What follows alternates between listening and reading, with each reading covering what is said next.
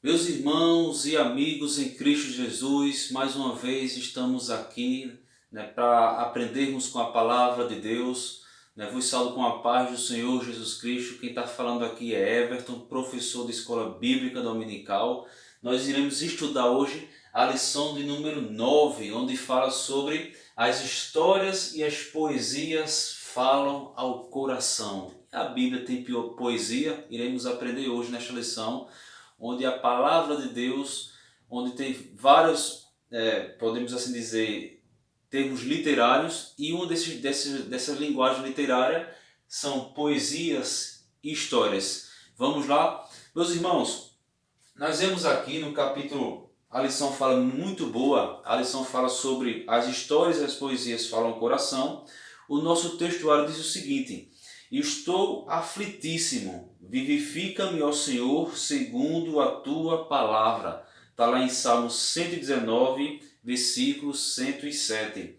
A verdade prática diz o seguinte: os livros históricos e poéticos mostram a soberania e a sabedoria divina. O relato dessas verdades produz fé e esperança em nossos corações. Então, uma lição muito boa para o nosso aprendizado. Aprendi muito estudando essa lição e espero também que vocês consigam aprender, que eu consiga transmitir o que eu aprendi nessa lição, mas uma lição muito boa para nós aprendermos com a palavra do Senhor. Vamos lá? Por exemplo, nós vemos aqui, nós vemos que Deus ele levanta Moisés para libertar o povo ali do Egito. O povo sai do Egito, né? Deus tem como instrumento Moisés. Moisés foi um instrumento na mão de Deus. O povo vem para rumo a Canaã, né? Passa o Mar Vermelho, rumo a Canaã, rumo à Terra Prometida. Nós vemos aqui que no capítulo 1 aqui da lição, diz que Moisés, após a morte de Moisés, Josué, certo? Josué, ele passa a liderar ali o povo para disputar com os cananeus a terra prometida. Disputar as terras de Canaã com os cananeus. E nessa trajetória de lutas para conseguir ali tomar a posse de volta, que era deles, que era uma terra prometida, desde a época de Abraão, tudo aí nós vemos ali que era já uma terra prometida. Então Josué era o líder desse povo. E estas experiências que o povo teve nessa trajetória de Deus, com Deus, né, Josué na liderança ali, essas experiências, eles são chamados de livros históricos. Olha aí, livros históricos. É onde fala aqui na lição. Então nós vemos aqui, após a morte de Moisés, Josué fica no lugar de Moisés para tomar posse da herança dos hebreus que tiveram que disputar a terra prometida com outras nações. Esse registro dessa experiência com Deus e da posse da terra é chamado de livros históricos, que foi o que eu falei aqui, que na verdade são 12 livros ou 12 volumes que está ali relatado, que esses livros históricos eles registram a entrada, ele está registrado, né? Os livros históricos registram aí desde a entrada de Canaã, por volta de mais ou menos de 1400 anos antes de Cristo, mais ou menos até o livro de Esdras. Vai lá, Josué, Josué, 1ª e 2ª Crônicas, 1º e 2º Reis, 1º e 2º Samuel, até lá em Esdras e Neemias, até mais ou menos até por volta de 1400 a.C., até Esdras e Neemias por volta de 400 a.C. Então essa trajetória são chamados de livros históricos, certo?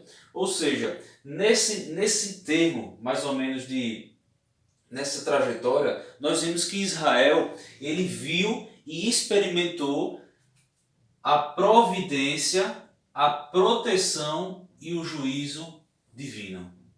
Então eles foram testemunhas vivas da providência, da proteção e do juízo de Deus. Glória a Deus. Então nós vemos aqui que Deus ele foi o grande. Até nós vemos que depois de Josué nós iremos aprender aqui que Deus ele sempre guiava o seu povo. Deus nunca deixou o seu povo desamparado. Então nós vemos aqui que Deus, eu coloquei aqui, que Deus, olha aí que nós estamos, hoje a gente liga o jornal hoje em dia e está falando na guerra ali da Rússia contra a Ucrânia. Nós vemos que tudo isso, não é que Deus quer que aconteça guerra, mas por conta do pecado, tudo isso está acontecendo. Mas eu quero dizer para você que tudo está no controle de Deus, nada foge do controle de Deus. Ou seja, eu coloquei aqui, Deus controla o curso da história. Então, nada foge do controle de Deus. Toda a trajetória humana está dentro do curso da história controlado por Deus. Certo? Após a morte de Josué, aí entra aquele período chamado de os juízes. Né? Nós vemos aqui que após a morte de Josué, os juízes passaram a governar. Ou seja, desde a época de Moisés, com Josué e agora os juízes, Israel estava sobre o governo teocrático, que inclusive tem um canal, tem um vídeo no canal aqui que fala sobre a diferença de teocracia, monarquia e democracia. Então, os juízes passaram a governar desde Moisés até a época dos juízes. O Israel estava sobre o domínio, sobre o governo teocrático, que é o governo divino. Deus falava, Deus levantava e falava com os profetas ou com os juízes, mais especificamente, que eram líderes ali, e eles falavam para o povo, na liderança ali, Deus ajudava ali. Então os juízes passaram a governar Israel por mais ou menos 450 anos. Nós podemos ver, lá eu creio que é lá em, deixa eu ver, livro de Atos, capítulo 13, versículo 20, diz o seguinte: e depois disso, por quase 450 anos, lhe deu juízes até o profeta Samuel. Então nós vemos aqui que após a morte de Josué, os juízes passaram a governar Israel por mais ou menos 450 anos, certo? Ou seja, vamos só para vocês terem uma ideia, eu gosto de falar das origens das palavras. Por exemplo, shofetim é uma palavra de origem hebraica e no grego kritai, que significa juízes. Então, os juízes, no hebraico, vem de uma raiz chamada shofetim e do grego kritai, que significa juízes. No grego kritai e no hebraico shofetim. É a raiz ali do nome juízes. Nessa época, nós podemos ler aqui, eu queria ler para vocês, aqui, vou ler aqui para vocês, aqui no livro de Josué,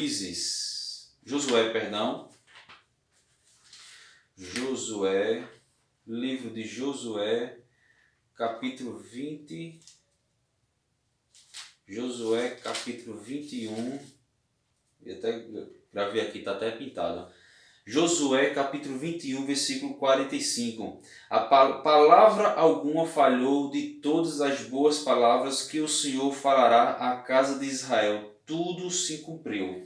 Então nós vemos que tudo se cumpriu aqui, glória a Deus, pela palavra do Senhor. Vamos ler aqui também, lá no livro de Juízes, lá em Juízes, capítulo 21, versículo 25. Eu também pintei aqui, gosto de dar uma pintada aqui para deixar gravado. Naqueles dias não havia rei em Israel, porém cada um fazia o que parecia reto aos seus olhos. Ou seja, nós vemos aqui que foi necessário a instalação desse governo, né, de líderes religiosos, de líderes ali militares, podemos assim dizer que eram juízes. Nessa época não havia rei em Israel.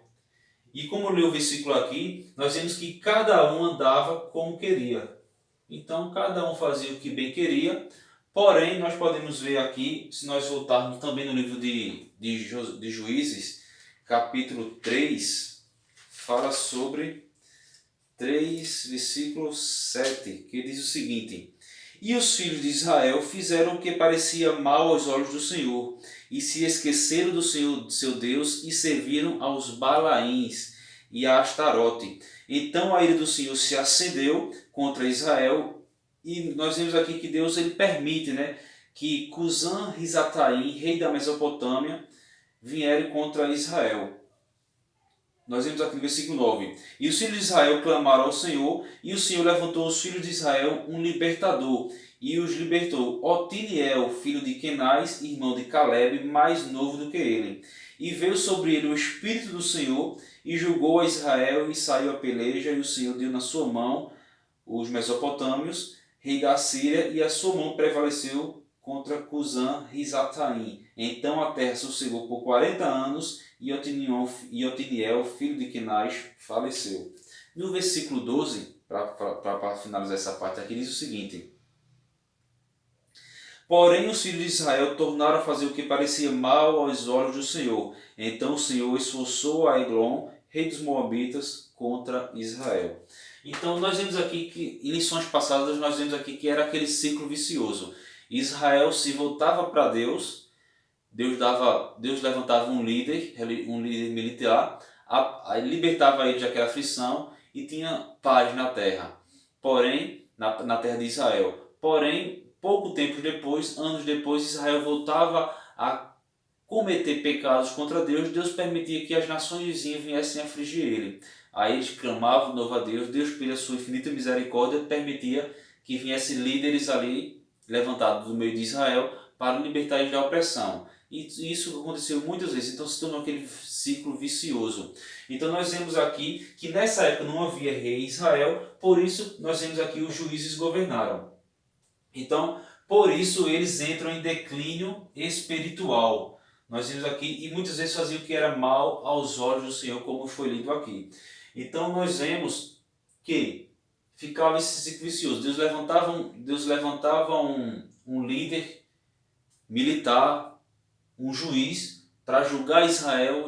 Israel se arrependia, voltava para Deus. Depois de um tempo, voltava em pecado. Por exemplo, Josué fez um voto com o povo, fez o povo jurar que eles não adorassem outros deuses. E o povo fez essa aliança com Deus. Nós não adoraremos outros deuses. Porém, após a morte de Josué, após a morte daqueles anciãos que eram contemporâneos à época de Josué, outra geração se levantou e eles vieram a pecar contra Deus, vieram a adorar os deuses cananeus dali da redondeza, e Deus permitiu que o mal viesse sobre eles. Ou seja, Moisés, Josué e os juízes, eles eram porta-vozes do governo teocrático, eles eram porta-vozes de Deus. E o último porta-voz do governo teocrático, governo divino, foi Samuel. Então, o último porta-voz do governo teocrático foi Samuel, que depois de Samuel o pessoal pede um rei. Então nós vemos aqui que mais ou menos por volta de 1050 a.C., é levantado Saul como rei em Israel. Porém, Saul começou muito bem e terminou muito mal. E nós vemos que Saul ele fracassa para com Deus e fracassa para com a sua nação. E Deus levanta outro rei chamado Davi, o rei segundo o coração de Deus. E nós vemos que Deus ele fala a Davi dizendo que o seu reinado não teria fim. Vamos lá em 2 Timóteo capítulo 2. 2 Timóteo capítulo 2. 2 Timóteo capítulo 2. 2 Timóteo 2, 13, que diz o seguinte: se formos infiéis, ele permanece fiel, não pode negar-se a si mesmo. Nós vemos que o povo permanecia infiel, mas Deus ele permanecia fiel. Mas Deus, por Deus ser fiel, Deus não precisava da fidelidade do povo para Deus ser Deus fiel, porque diante da infidelidade do povo ou da fidelidade do povo, Deus permanece fiel, ele não muda. Deus é atemporal, ele não muda. Então nós vemos que Deus levanta Davi como rei e diz que o seu reino não terá fim, que seria perpétuo. Nós vemos que Jesus Cristo, na sua descendência, vem Jesus Cristo. Ou seja, após a morte de Davi, né, Salomão ele reina no lugar de Davi, seu pai. E nós vemos que após a morte de Salomão, o reino ele é dividido. Eu estou fazendo um breve resumo aqui, como a lição fala. E o reino é dividido. Ou seja, Israel ele fica como reino do norte e Judá fica como reino do sul. Israel fica sobre o reinado de Jeroboão e Judá fica sobre o reinado de Roboão. Roboão, que era filho de Salomão, ficou sobre o reino do sul, ou o reino de Judá. E Jeroboão, ele era um israelita, ele não era filho de Salomão. Mas nós vemos com o tempo, mesmo com a divisão do reino, nós vemos que ambas as nações, tanto o reino do norte, que era Israel, e o reino do sul, que era o reino de Judá, ambos se rebelaram contra Deus. E Deus permitiu que eles fossem para o exílio. Então nós vemos aqui que Israel, por volta de 1722, no século 8 a.C., eles foram levados pelos assírios para o exílio pelos assírios. E Judá, em 586 a.C., foram levados cativos pelos babilônicos. Mas a misericórdia de Deus é tão grande, a misericórdia de Deus não pode ser medida, glória a Deus. Então nós vemos aqui que por volta de 539 a 536, nós vemos que muitos judeus voltaram para a Palestina, glória a Deus. Muitos voltaram ali começaram a voltar depois de muito tempo ali no cativeiro. E só para nós, uma curiosidade aqui do Antigo Testamento, nós vemos que 40% do Antigo Testamento é narrativa de fatos históricos. E toda a história ela tem que ter enredo, trama e personagens. Tem que ter enredo, certo? Tem que ter trama e tem que ter personagem. Tudo isso nós vemos aqui nos livros históricos. Então os livros históricos vai de 12 livros que vai desde a entrada após a morte de Moisés, desde quando Josué assume ali, desde a entrada em Canaã, por volta de 1400 a.C., até lá a época de Esdras e Neemias, por volta de 400 a.C. E Israel, ele pôde ver, e nós podemos ver também a providência, proteção e o juízo divino. Amém, meus irmãos? Vou parar por aqui. Esse foi apenas o capítulo 1 aqui da lição. Já já iremos iniciar o capítulo 2. Paz do Senhor Jesus Cristo. Já já nós nos encontramos no segundo capítulo.